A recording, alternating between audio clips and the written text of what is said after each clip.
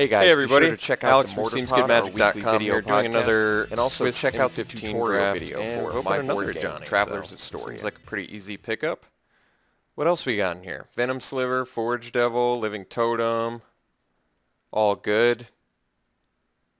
Nothing too exciting otherwise. Femoral Shields, Bronze Sable. Not a particularly deep pack beyond Mr. Johnny Steadfast. Alrighty, pick number 2, options. Digging the green in this pack. Not only do we have Siege Worm, Gather Courage, Hunt the Weak, and Living Totem. Those are all, not only do we have 4 green picks, but they're all playable. Every single one is not only playable, but I would go as far as saying good. Good cards all around. So, big fat creature, removal spell, free pump spell, dude that pumps. It's like, they're all too good. I don't know which one to choose. I feel like Johnny's +1 is particularly good with Hunt the Weak, since your guy in fact does gain lifelink, and even if they're fighting and taking damage, the fact that it gains first strike probably means the creature can still attack too. So I think I am going to take the removal spell over the Balmy Siege Worm and Awesome Living Totem. Mostly because I think Hunt the Weak's a great card that I like a lot. Ooh, well, Resolute Archangel is certainly exciting enough to pick here. Works with both our cards particularly well, I would say. Inferno Fist is also in here. Necrogen Scudder, both fine. Ranger's Guile and Marked by Honor, other cards on color. Amphin Pathmage and Welkin Turn, pretty good for blue. This is a pretty deep pack for pick 3. Yeah, I'll take Resolute Archangel. Yes, it's 7 mana. Do I care? Not at all. No. Ooh, let's just take white rares all day. I kind of like that. Yeah, I'm excited enough to take Hushwing Gryff. It flies, it flashes, it stops into the battlefield triggers. I wish it was opponent only, since Hushwing Gryff actually shuts off our own Resolute Archangel, sadly. But I'm not overly concerned about that, since it's still a 2/1 flash flyer, so it's like surprise block or dude just starts getting in. I'm still going to take the Hushwing Gryff because you got to take white rares when you see them all day, right? But yes, understandably, doesn't work that well with Resolute Archangel, but let's be honest, do I want to play against Hushwing Gryff if I am running Resolute Archangel? Probably not, right? Makes sense in my mind. Titanic Growth was also in there, which is also a satisfactory card. Okay, well, 5th pick Gravedigger may be the sign we're looking for. Otherwise, Solemn Offering, which is much more of a sideboard card, and I think it's a little bit too early to be picking up sideboard cards, in my opinion. Owen Turtenwald, I watched a video. He stated he doesn't like black-white. I actually have no issues with black-white. I've had decent success with it. Keep the color scheme. Thank you for your concern, computer. Let's take this Gravedigger, because he digs graves. He finds stuff and brings it back for you. Maybe green is not open since there's not an actual green pick in here, but it's a pretty weak pack overall, so I'm going to take the Gravedigger, which is far and away the strongest card remaining in there. Well, here's the thing about 6th pick Broodkeepers. We're in white, and Broodkeeper is a very strong card. It's also convenient that there's nothing else in here that we care too much about beyond the Broodkeeper, like Meteorite and Bronze Sable, which would be the other 2 follow-up picks, I presume. But yeah, feel pretty comfortable taking Broodkeeper. A little bit awkward since we have 3 different colored 4-drops. I'm not counting the Ajani because we're for sure playing him, but between Gravedigger, Hunt the Weak, and Broodkeeper, we've got some color options at our disposal here. Well, Titanic Growth works well for the green. Crippling Blight works reasonably well for the black. And Miner's Bane, not so good for the red. But no white picks remaining in here, awkwardly enough. So it's Titanic Growth versus Crippling Blight. I guess Growth is probably more playable. It's actually really tough to say. Crippling Blight's a bit more narrow, but is actual hard removal, whereas Titanic Growth is a very solid trick, but narrow in a different way. I think I'm going to take the Titanic Growth. Well, Willforged Golem's going to get played regardless, so that seems like a correct pickup here. We're definitely in a weird place right now, though. I don't exactly know what we're being signaled to go into. It's a late Rotfeaster Maggot, which is a good card. Maybe we're getting cut out of white? I don't know. I didn't think we were getting cut out of white, but passed all those white rares and everything dried up. Now I can get a Sable or an Ephemeral Shields. Well, I mean, Ephemeral Shields is nice for most creatures. Bronze Sable is just a nice playable 2-drop. I mean, I'd like to play white. If we're trying to make white work still, and I would like to since I have 3 white rares that are all good. I think I'm going to take the Ephemeral Shields to further cut white, see if that's possible. Well, more options. Another solid green pick, or go deeper black with the Carrion Crow. Carrion Crow, Witch is familiar, both very playable, but let's be honest, Gather Courage is very playable too, so seeing it this late is a bit surprising. I'm going to take it. I've got a couple green picks already. If I can make it work, I would like to, since green-white has been a particularly deadly combo of colors for me and against me. Another Titanic Growth very late. That's a good sign. Okay. Well, hopefully making green-white work. I'm not entirely convinced that's possible yet. Meditation Puzzle. I did actually have somebody play this against me, much to my surprise. 8 life can be a big deal against the hyper aggro decks. Typically, you just like to play cheap stuff instead of cards that gain life, since cards that gain life are a bit narrow, a bit temporary, not quite progressing the game in a way that's pressuring your opponent.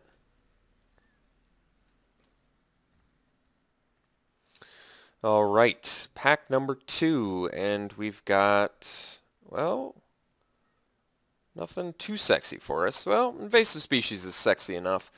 Some real sexy black picks in here, though. Paragon, Covenant of Blood, Inferno Fist in red, Battlefield Forge, of course, fixing. Could take the Forge, splash a Broodkeeper. Hell, if you get any auras, you're sitting pretty with it. But Invasive Species is actually good enough where I want it here. We're also short on creatures, considering that we're likely not playing Broodkeeper or Gravedigger if we're progressing down this green-white route, which we are currently trying to do. So let's take the Species. Do we have any Into the Battlefield effects? Oh, in fact we do. Resolute Archangel, so that one makes sense. But how's this for a combo? Hushwing Griff shuts off your Invasive Species drawback, in quotations, which is kind of interesting. Jeez, Stoke the Flames and another Broodkeeper. Whew. A little mind blown now. Little bit mind blown. Foil Stoke the Flames. This is like 2 tickets right there too, which is just crazy. There's like Midnight Guard is the only. Do I go for the Broodkeeper deck here, or do I just take 2 tickets? Or do I take a bear? No, I mean, I'd take Midnight Guard before I take the bear, I guess. I mean, it's not too late to drop green, presumably, but I think I'm going to stay on point with this green-white deck. Second Broodkeeper is kind of exciting, but... And a 2-ticket uncommon is exciting too, but I actually feel like our deck is kind of in the need of a Midnight Guard at the moment, since we're so short on creatures going into pack 2. I guess I'm going to take Midnight Guard over 2 tickets. Not thrilled about it. And then we get past a Heat Ray too. What is going on with these people? Razorfoot Griffin is a deceptively good card. I've had times where I've played with it and against it where it's just held everything back. It's really amazing. Sometimes Razorfoot Griffin is like, okay, you just stop attacking me now. So can be very impressive card very good with tricks, I imagine, especially a free trick. Free in quotations, of course. I mean, Heat Ray's a good card. I don't know what to tell you. I'm sticking to the white-green plan, I believe. Or trying, and then I get past the Cone Flame. You gotta be kidding me. Well, at least it's in the same pack as the Colonian Twin Grove, which is a highly playable card. So I am going to take the Twin Grove over the Cone Flame. Getting past all this red is a little bit surprising, since I really feel like Pack 1 red wasn't that hot. We saw a late Broodkeeper, and that was about it. Like a pick 2 or 3 Inferno Fist, and then everything was dry after that. Now we're just getting back to back to back, just ridiculously strong red cards. But thankfully, once again, it's in the same pack as Twin Grove, which is a very highly playable card, especially with invasive species. So I'm digging it, and we're going to take it. It's going to make us be a little bit deeper green than we already were, but then occurred Chieftain, of course, as well. The awkwardness continues. Paragon, ordinarily very good. I think here we're just going to take a second Hunt the Week. We actually have some pretty good creatures for it between the Guard species. Griffin is actually fine with it. And then I imagine Twin Grove Golem and Archangel are also additionally good with it. So plenty of good picks. And actually, if you think about it, 6 mana, Titanic Growth plus Hunt the Week. That's got to kill everything, right?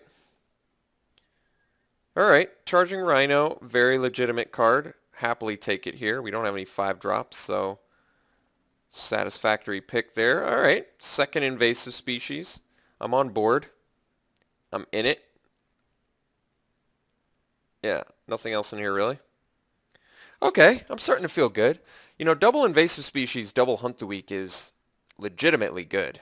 Like, that is just strong. At this point, I think this deck just needs some more into the battlefield stuff. Kinsbale Skirmisher this late is actually very nice. Not only is it an Enter the Battlefield effect, but it's a much-needed 2-drop creature since we currently are rocking a big fat 0 before that. I think we'll just hate the Mongrel since somebody is getting a disgusting red deck right now. Thankfully, we are in a good place with our green-white deck. I mean, we could have had a nasty, probably nasty green or white red deck. And instead we have a very, very satisfactory looking green-white deck. I would go as far as saying strong currently. I think, once again, this deck just needs some 2 and 3 drops, and what do you know? We end up with them. So we could take the Wall of Mulch, which is a better blocker, but I actually like the Runeclaw Bear more. Yes, this gets to draw you a card, but Runeclaw Bear, deceptively good in this format in particular, since 2 toughness is very important with all those Forge Devils floating around and Fester Glooms and whatnot. But he attacks well, he blocks well, he's cheap. I'm into him. Alright, Grind Clock is, I mean, it's a win con. But, yeah, I mean, otherwise I'm hating an Amphin Path Mage. I think I'm just going to take the Grind Clock. Maybe there's some deck with infinite oodles of creature removal that I would want to somehow go into a Grind Clock. Actually, if somebody is super self-mill, maybe the Grind Clock plan would work. I'm going to take the Congregate here. It's a good sideboard card. I'm going to hate Carrion Crow. Actually, I'm not going to hate Carrion Crow because Radiant Fountain can be playable, especially if I happen to pick up a Johnny's Pride Mate. Thanks to whoever the first commenter was that said that. I believe it was probably like 10 drafts ago or something crazy like that. But let's see here. First response, probably not playing it. Let's just add it to sideboard anyway. All right, so going into pack 3, we only need 4 picks to actually make this a deck. And as I mentioned earlier, all we really need is some nice 1 and 2 drops to really solidify this deck into where it needs to be. All right, interesting. Options here. Could actually take the Caves of Koilos to help splash for Gravedigger, but seems a little bit not worth it. So we can additionally take Verdant Haven, which is kind of lackluster when it's in the same pack as Seraph and Siegeworm. I think the real question is which one do I like more, Siegeworm or Seraph? If I was in a heavy token build, I would much prefer this Seraph, but we are actually just creature light, which makes Seraph significantly worse all around. It actually makes Siegeworm worse as well, since it's hard to convoke it out, but I don't see any reason to pass a Siege Worm there. Okay.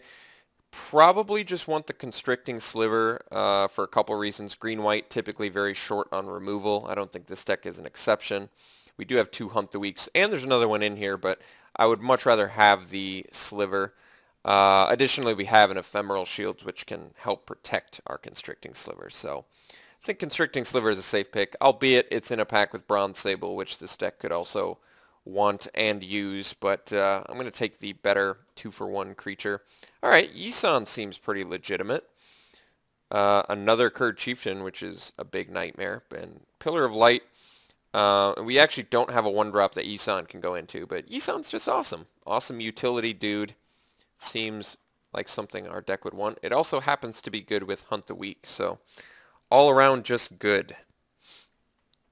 I confess it's going to be fairly difficult to get up to 6 or 7, but you never know. It's possible. Well, we did get the Sliver Hive, which is a combo with Constricting Sliver. I think my main issue with that is I'm not convinced that we need it more than we need, say, a Midnight Guard, which would be a nice blocking creature, or even a Runeclaw Bear, which would be a nice cheap creature. Yes, Feral Incarnation is also good, but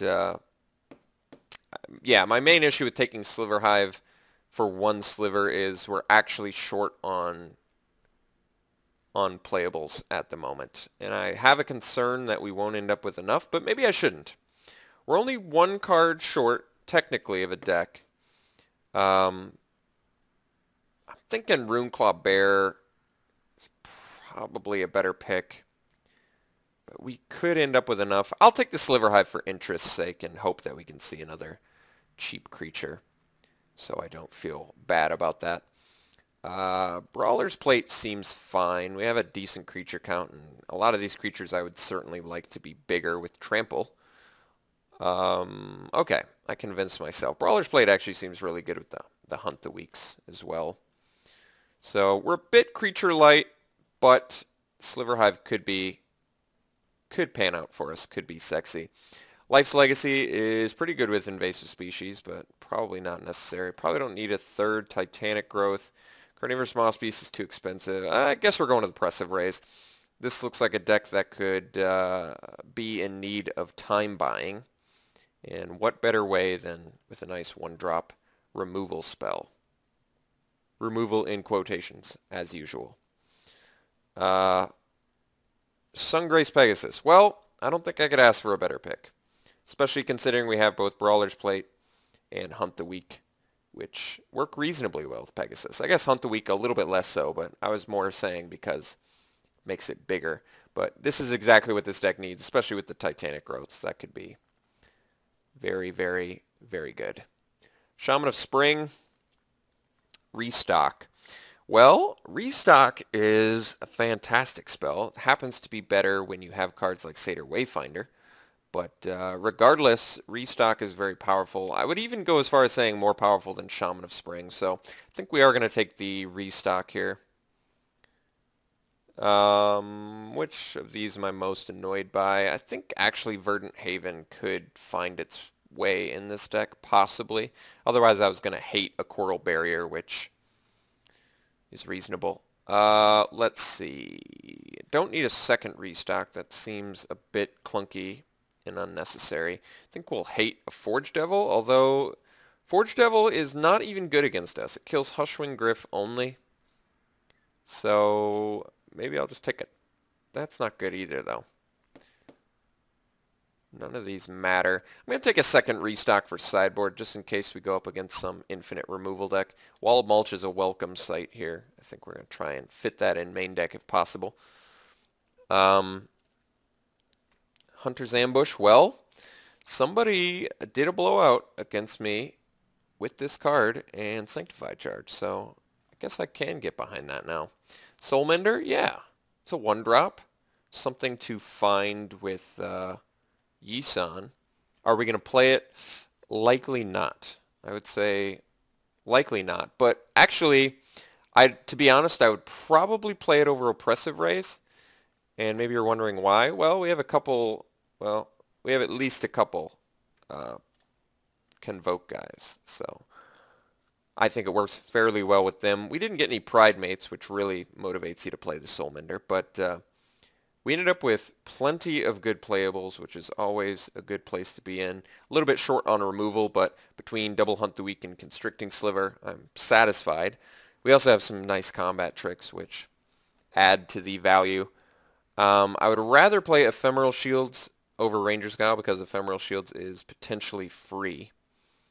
So I think we're going to cut the Ranger's Guile since we have double Titanic Growth and Gather Courage. Alternatively, I could cut one Titanic Growth and play the Ranger's Guile, but honestly we might just cut a Titanic Growth anyway because we need to make more cuts.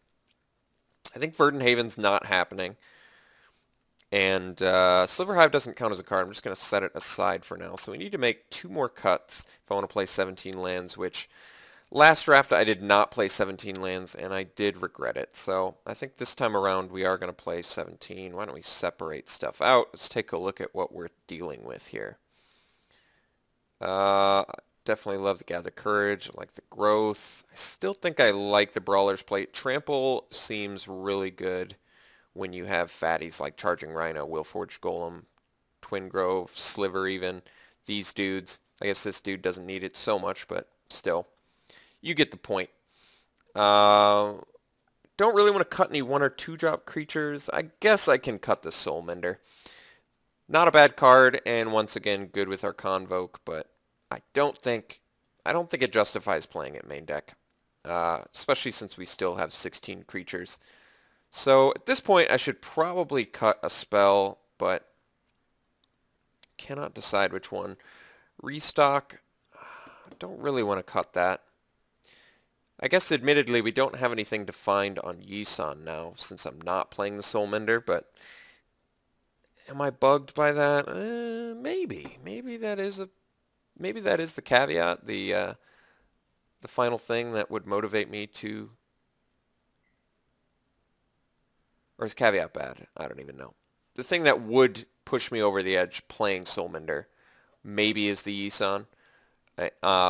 In addition to being able to convoke 2 dudes. I guess we only have 2 dudes to convoke. That really doesn't justify playing Soulmender. It is another thing to bounce, I guess, to invasive species, but that's not motivating me that much either, to be honest. What do I cut? What do I cut? I want to be heavy green. I have to be heavier green than white because of Twin Grove, so I have to keep that in mind. We only need 2 white at 7 for Resolute Archangel, which doesn't seem that difficult, so I may even do like a 10-7 split, and I don't think that's going too overboard. I think 10-7 justifies the Twin Grove quite a bit, so... Oh, I guess I can't do 10-7, can I, because of the silly Sliver Hive. Can I get away with 6 planes, or is that way too greedy?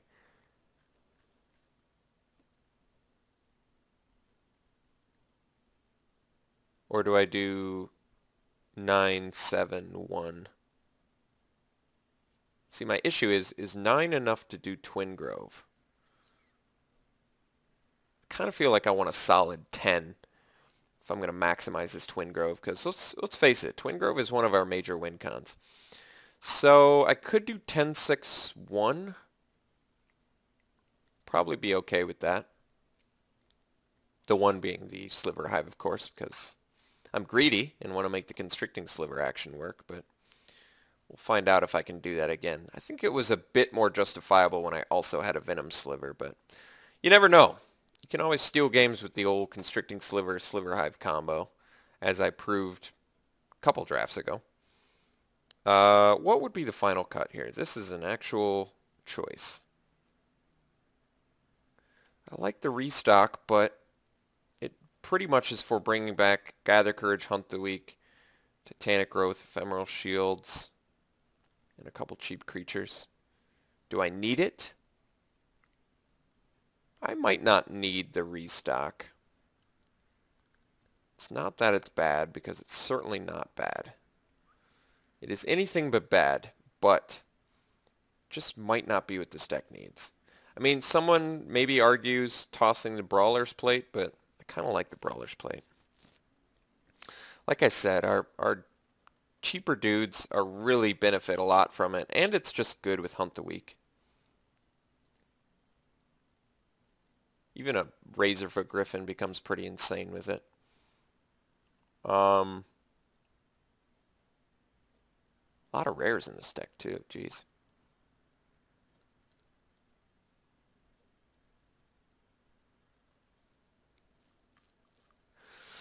I guess I'll run it like this. I like it. Am I going 10-6-1? I guess 10-6-1's feeling a bit greedy. Looking at our color spread, I think I'm going to have to do 9-7-1. Yeah, looks like that's about what they suggested too. All right, so Twin Grove, not quite as badass as I would like him to be, but still presumably good enough for this deck. And Sliver Hive, why not? We picked it up. We've got the Constricting Sliver. Might as well try and steal a game with that. Overall, I think this deck is pretty good. I should probably combine the groups again. Yeah, overall I like this deck. I think it's good. We ended up with enough cheap creatures to get to the late game, and we have a good late game plan. And we got a Johnny.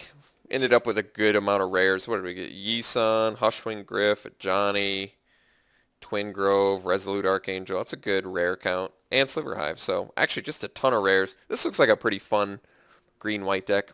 I imagine it could do very good. Depending on draws, of course. But why don't we go ahead and go into round one, and we'll see how good our draws are.